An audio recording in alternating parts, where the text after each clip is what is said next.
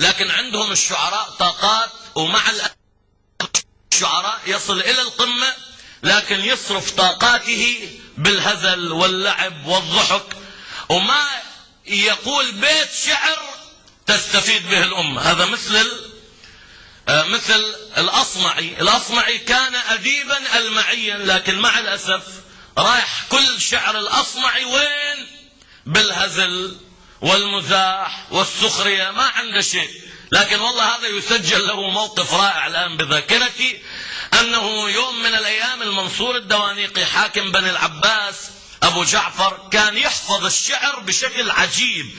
كان إذا وقف الشاعر أمامه بقصيدة فيها 100 بيت يقرأها مرة واحدة، الشاعر المنصور يحفظها من أول مرة أبدا.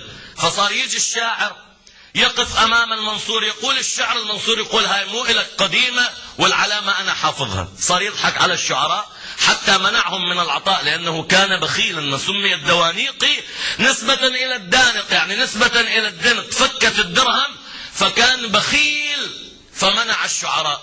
والغريب كان عنده عبد يحفظ القصيدة إذا قرأت مرتين، وكان عنده جارية تحفظ القصيدة قرأت 3 مرات. فيجي الشاعر يقف يقرأ القصيدة ينظمها طوال الليل من بنيات أفكاره ويقرأها، فالمنصور الدوانيقي يقول هاي قديمة وحافظها، فيقرأها فتكون القصيدة قرأت مرتين فيحفظها منه العبد، فيقول حتى العبد يحفظها، فيقرأها العبد فتصبح القصيدة مقروءة 3 مرات فتحفظها منه الجارية، فيقول حتى الجارية تعالي فتقرأها. ينضرب الشاعر على رأسه. يعني ممكن توارد الأفكار ببيت ببيتين، لكن قصيدة كاملة غريب عجيب. فمنعوا من العطاء. المنصور ارتاح لأنه بخيل يحب الأموال. جلسوا في مجلس لهم يتلاومون ويبكون. مر عليهم هذا الأصمعي قال ما الخبر؟ قالوا القضية كذا وكذا، ننظم القصيدة من بنيات أفكارنا فيتبين أن هناك 3 يحفظونها قبلنا. غريب. قال إن في الأمر مكرا وخديعة، اتركوا الأمر لي. راح وكان شاعرها، نظم قصيدة وجاء بالسوق يجر ناقة وقد تنكر ورفع شعره جداديل، ودخل القصر عند المنصور، دخل المجلس، راه المنصور يعرفه أنه الأصمعي لكن ما عرفه لأنه متنكر. قال من أنت؟ قال أنا شاعر فحل. قال ها فحل عندك قصائد؟ قال نعم. قال تعرف الشروط؟ قال نعم. إذا قصيدة جديدة تعطي بوزن ما نقشت عليه ذهبا. قال نعم. قال نعم عندي قصيدة. قال انطلق. ابتدأ الأصمعي يقول صوت صفير البلبل هيج قلب الثمل، الماء والزهر معا مع لحظ زهر المقل. المنصور قال طيب سهلة، هاي قصيدة الآن جاي وقل فحل ومتنكر وما أدري. وأكمل الأصمعي صوت صفير البلبل هيج قلب الثمل، الماء والزهر معا مع لحظ زهر المقل، وأنت يا سيد لي وسيدي وموللي فكم فكم تيمني غزيل عقيقلي، قد طفته من وجنة من لحظ ورد الخجل، فقال لا لا لا لا, لا وقد غدا مهرولي. يقال المنصور أراد أن يحسب اللاءات وإذا هي أكثر من 3، فقال لا لا لا لا, لا وقد غدا مهرولي، والخوذ مالت طربا من فعل هذا الرجل، فولولت وولولت ولي ولي يا ويللي، فقلت لا تولولي وبين اللؤلؤ لي.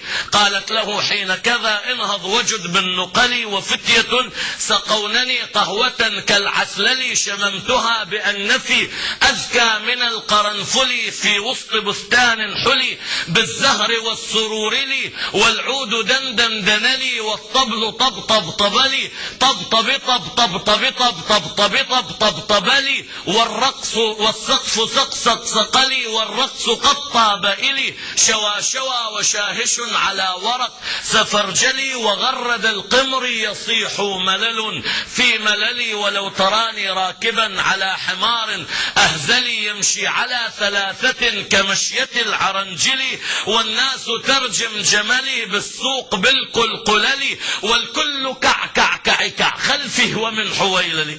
هاي لو تطبعها ما تنطبع معك كعكع كعكع. صلى الله عليه وسلم. والكل كعكع كعكع خلفي ومن حويللي، لكن مشيت هاربا من خشية العقنقلي إلى لقاء ملك معظم مبجل يأمر لي بخلعة حمراء كالدمدمل أجر فيها ماشيا مبغددا للذيل. أنا الأديب الألمعي من حي أرض الموصل، نظمت قطعا زخرفت يعجز عنها الأدبل، أقول في مطلعها صوت صفير البلبلي.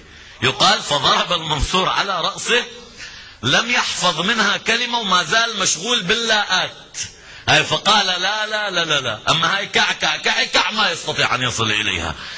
يقول فحرك ذهنه لم يحفظ شيء، غضب، نادى أيها العبد تعال اقرأ. قال وحقك يا سيدي ما ضبطت منها كلمة واحدة. غضب، قال أيتها الجارية تعالي. أقبلت، قال اقرأي. قالت لم أسمع بكلماتها من قبل أصلا. غريب. قال نعم لقد فزت علينا أيها الشاعر، هات ما نقشتها عليه لنوزنه ونعطيك وزنه ذهبا. قال نعم أريد 4 من الجنود. قال لما؟ ليحملوا معي. ليش؟ قال لأني ورثت عمود رخام عن أبي فنقشتها عليه. شوف هذا الشاعر حقيقة عنده طاقات هائلة، لو سير هالطاقات هذه بخدمة أهل الحق مو أفضل من هذه القضايا؟ لكان خلد، لكانت قصيدته لو عند قصيدة بأهل البيت لكانت كتبت في مقامات أهل البيت. شوف هذا عبد